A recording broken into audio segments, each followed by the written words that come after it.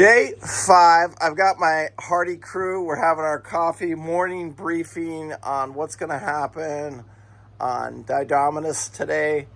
A lot of stuff going to happen today. Today is a day that we are going to stay in port because of weather. We're kind of timing that turn. Well, we're going to head west out of here down towards Cuba. And then we head, once we clear Cuba, we head west. And when we make that turn, that's kind of the weather we're waiting for that weather to clear up. And we need that day. So by Tuesday, when we make that turn, we should be in really, really good shape. Chief, what do you got going on today? A little bit of touch up and clean up. And get your mind right. Because we're going for a ride. Janet, how you feeling? I'm feeling absolutely fine. Do you got a bunch of paperwork still to do today? I've still got some paperwork in terms of docking and that was a big reason we couldn't leave even yesterday. We literally, and it was a one particular form that we had to get that was notarized. Lee, what do you got on your list today? You got learn pirate songs, swab the deck again. I've just got a task of closing 2 more cabinet doors that could make projectiles when we turn south at Cuba. And then we're going to try and run. We got one more wire that I really want to get run, so that'll be a big chore today for the crew of us to try and get that one wire run. Anyway, and so yacht cleaning, organizing, and getting the boat ready. Tomorrow when we pull out of here, we don't even have to really leave early, but we'll make sure the water tanks are topped off. And all that trash off the boat. All trash, every trash can. absolutely. In the bathroom trash can. Hey Pete, and when we go to Home Depot today, I want an engine room trash can. I want a lidded engine room trash can. That way when I change oil filters and fuel filters, I got something to... I'll take care of that this morning. Okay. Because I got to run to Home Depot to get that rope too. Good. Piece of rope. I wouldn't even mind looking for those latches if they have that. I'll walk over to the cabinet department and see if they have those the locking lashes. Yeah, that would be really nice if they do. One more thing on our briefing. Make sure, I see Pete's got his name. Lee. Oh, everybody put their name. Has everybody tried their life? Yes. Except for El Capitan has not tried on his life vest, so I got to do that. All right, Cap, what do you got going on? There's 2 things I don't want to happen on this trip. I don't want to be using these, and I don't want to be jumping in the life raft. But what about the EPIRB? I don't want that freaking EPIRB. Well, there's going 3 on. things. 3 things, yeah. No EPIRB, and my life jacket. I don't want to be sticking this on. Captain? But I'm not afraid of it. All right. Now you got your 3rd one. Now, listen to me, guys. These vests are specifically made for offshore. These are not the little cheesy vests. Where's my...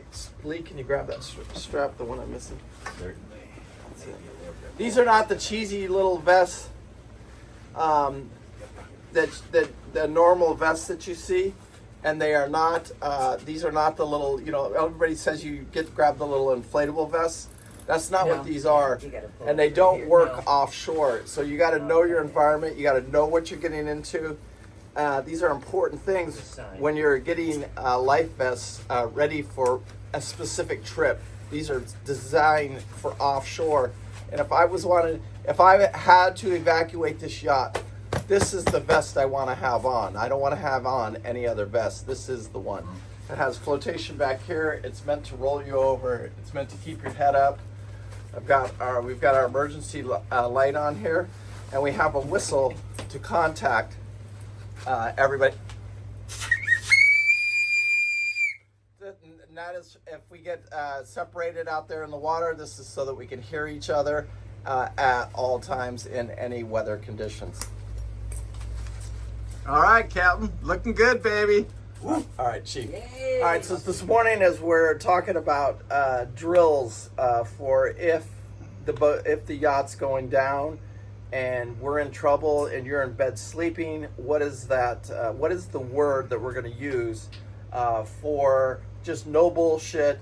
Get to the life raft. We're going down, and the word is code red. So if any of us any one of the four of us yell code red, we got to grab your life preserver, and we're going to get to the top of the bridge. The person on watch would grab the our bag, our survival bag, which will be filled, which is a watertight bag, which will be filled with water, a couple packs of beef jerky, and each one of us should have a shirt in there, even a pair of underwear. Little tighty whities wouldn't hurt to be in there. Anyway, because who knows how long we could be in something like that. But we're going offshore. This is not America's Great Loop. Can I just mention something? Go ahead, Chief. If I have to change my underwear in that life raft with you fine folk, just remember it's cold out there.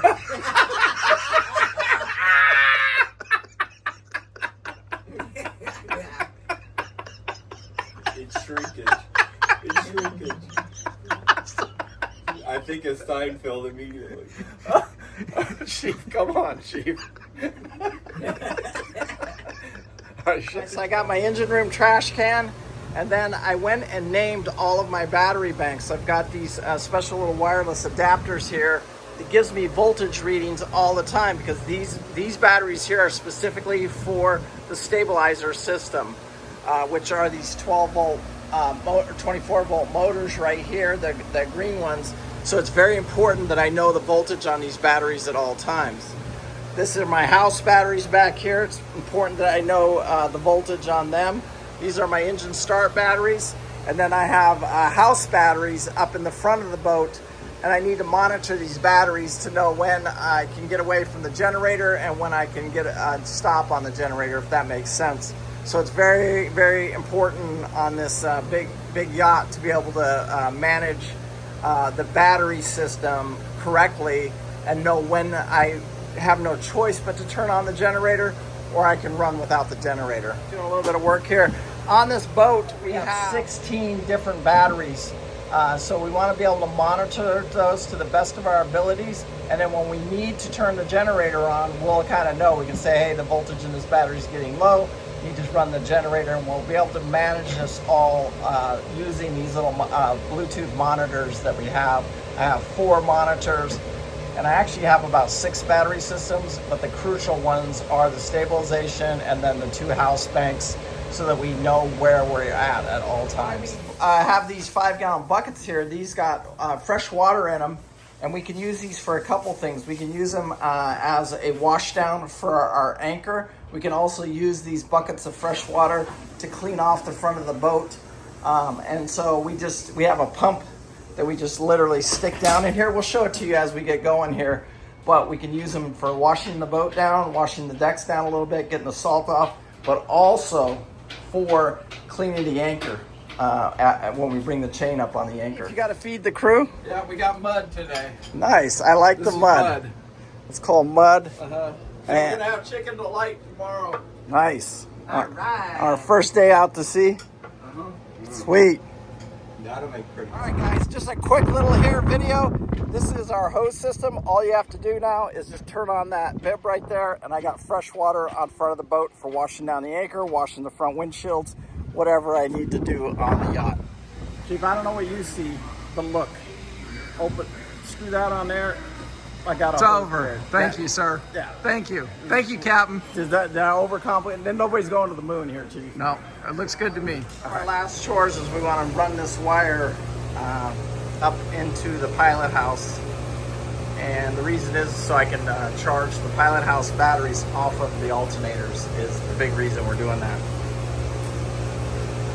Friendship, fellowship is developed in tight spaces and under big conditions, but also probably that they would be drawn. A lot going on in the engine room right now. I'm running this wire right here, and what I'm doing with this wire right here, you can see it comes up and around here, it goes over to the batteries, and it's going to connect into these batteries into the starboard engine. It's going to connect into this engine's start battery, and we're going to use that as a wire to charge the 12 volt batteries that runs the house. So I called, I talked to somebody about this, and he said, yes, this is how you do it. So that's one of the things that we're doing here before we leave. That way I'm not trying to do this at sea. I'll put a little breaker over there, and whenever I want to use it, all I have to do is turn that breaker on, and then I'm able to charge my batteries So when the generator's not running, I can charge my house batteries, which runs our refrigerator and our Starlink 24 hours a day, 7 days a week. I go all the way back there to hit the switch, and I don't want to go in that pilot house room to hit the switch, so I want to be able to just come in here and I can just hit my switch anytime I need this or want to use it. So I'm going to just mount one of these breakers. I'm going to mount this switch right here, and that way I can switch it on and off anytime I want to. Everything done. You can see the switch right here, and basically you just pop that. That's on. That's off right there, and that just is enough juice to help charge those house batteries. It runs off of this battery, which is this engine right here, which is my starboard engine. So got that project done today. I got the engine room clean, got my trash can, got everything pretty much in order in the engine room. You see I got my trash can tied in. I've got all my monitors on my batteries. So pretty much the engine room is ready to go. We're working on, everybody's working on doing their laundry, and we just had dinner. So this is going to be the end of day 5 here. We're actually, one of the last things we're doing today is signing a form of release. So the owner has us just sign a release form saying that he's not liable for any damages caused to us out here in the sea. So it's one of the last things we got to do. Those are our lights are on. Pretty much our bilge. So tomorrow morning, it's go time, guys. So I hope you guys are following this journey. Tomorrow, which will be day 6, day 5 is in the books. You know, I can't say thank you guys enough. I appreciate it. One thing I want to iterate here, that this is real life. You know, the ocean is a very, very serious place. This is a very, very dangerous. And you know, I don't recommend it for, you know, it takes a long time and a lot of preparation. This boat's been on the hard here for 5 months, being prepared for this trip. You know, with its new engines, new batteries, just every system's been gone through and checked. Does it mean it's perfect? No. And so tomorrow we'll do a shakedown cruise over to Key West. That'll be our first day. And also keeps us out of the crab traps, and it's also going to be pretty windy and nasty out there tomorrow too, so it could be a good test for the boat. And then hopefully we get up on Monday and then we head to Cuba. Basically, by Tuesday we're rounding the corner from Cuba and heading down to Panama, and technically by all rights we should be in Panama by next Friday, Saturday. But again, I mean, I just want to iterate, this is real life. Make sure you guys are hitting that comments. Make sure you're hitting that like button. Make sure you're subscribing to the channel and sharing it with your friends, man. It's the way. It's the only way this is going to work.